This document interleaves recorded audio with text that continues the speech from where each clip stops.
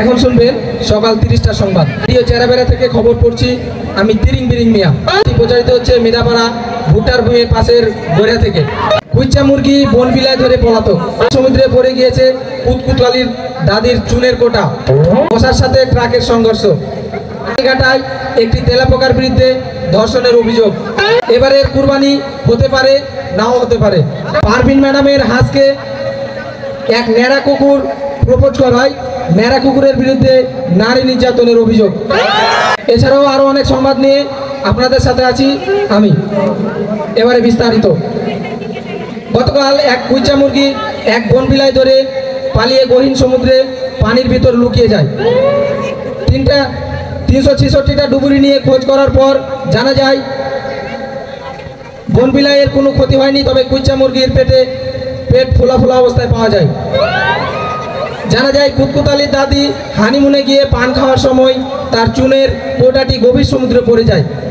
সেটি উদ্ধার করার জন্য 3.5 জন ডুবুরি মোতায়েন করা হয়। জানা গেছে প্রায় 42 বছর বয়সী তেলাপোকা 10 বছর বয়সী এক কিশোরীকে একা পেয়ে জনসম্মুখে ধর্ষণ করে। চাঁপাইনবাবগঞ্জ ব্রিজের উপর দিয়ে একটি যাত্রীবাহী ট্রাকের সাথে একটি 2.5 বছরের ডেঙ্গু মশার সংঘর্ষ। মশার কিছু না হলেও ট্রাকে থাকা 3 যাত্রী আহত এবং 1 যাত্রী নিহত হয়েছে। নিহত যাত্রীকে সরকারি জাদুঘরে ভর্তি করা হয়েছে এবং আহতদের ব্রিজ থেকে নিচে ফেলে দেওয়া হয়েছে। পারভিন ম্যাডামের সুন্দরী হাঁসকে এক ন্যাড়া কুকুর প্রপোজ করলে আঙ্গুরা ম্যাডাম এটা জানতে পেরে পুলিশের নিকট অভিযোগ করে। তিনি বলেন কুকুরটি নাকি হাঁসটির প্রতি অত্যাচার করেছে। স্কুলের অনুষ্ঠানে বেশি করে খাওয়ার জন্য তাড়াহুড়া করে মসজিদ সারের সময় গরুর হাড় আটকে যায় সারের গলায়। অনেক চেষ্টার ফলেও সে হাড় বের করা না গেলে বম নিয়ে এসে গলায় বিস্ফোরণ করা হয়। আজকের অনুষ্ঠানের সুন্দরী উপস্থাপিকা রাবিয়া আপু উপস্থাপনা করতে গিয়ে সামনের আপুদের রূপের গরমে সে হিট স্ট্রোক করেছে বলে জানা যায়।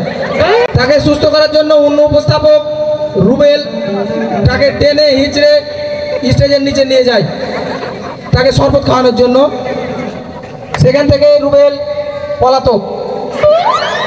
রাবিয়া আপু সহ্য করতে না পেরে শরবতের গ্লাসে ডুবেই মারা যায়। এদিকে অনুষ্ঠানের চিন্তায় না খেতে পেয়ে পানিবাহিত রোগে আক্রান্ত মহেন ভাই। গোপন সূত্রে জানা যায় আজকের অনুষ্ঠানের রিহার্সেল করতে গিয়ে মহেন ভাই রিহার্সেল রুম নষ্ট করে ফেলে। তার এই পায়খানার সুগন্ধ সহ্য করতে না পেরে আজকের অনুষ্ঠানের কমিটি সহ সকল অংশগ্রহণকারী পলাতক, তাই অনুষ্ঠানটি স্থগিত করা হয়েছে। এবারে আবহাওয়া সংবাদ। অনুষ্ঠানের আয়োজকদের সাথে সাধারণ গরু ছাগলের তুমুল সংঘর্ষ। এতে করে চাঁদ দেখা কমিটি অনুষ্ঠানের সভাপতিকে জানান সকল কর্মীকে একটা করে গরু ছাগল না দিলে চাঁদ উঠিতে পারে, নাও পারে। আবহাওয়া অধিদপ্তর থেকে জানা গেছে মেহেরপুর, ফাজিলপুর, আনারপুর, চাঁদপুর সহ সকল পুরযুক্ত এলাকায় আগামীকাল বিকাল 5টায় সূর্য উঠতে পারে আর সন্ধ্যা 6টায় সূর্য ডুবে যাবে বলে ধারণা করা যায়। এই সূর্যের আলো যতক্ষণ থাকবে ততক্ষণে সকল অবিবাহিত ছেলেদের বিয়ে দেওয়া হবে বলে জানা যায়। এবারে খেলার সংবাদ। ডাঙ্গাপাড়ার মুরগির দলের সাথে চাঁদপুরের বতকের দৌড় প্রতিযোগিতা।